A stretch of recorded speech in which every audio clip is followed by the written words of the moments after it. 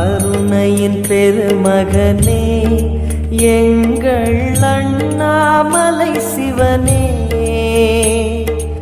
ஆடிய பாதத்தில் ஓரிடம் வேண்டும், ஆடிய பாதத்தில் ஓரிடம் வேண்டும். அருள்வாயீஸ்வரனே, அன்பே அருணாச்சல சிவனே.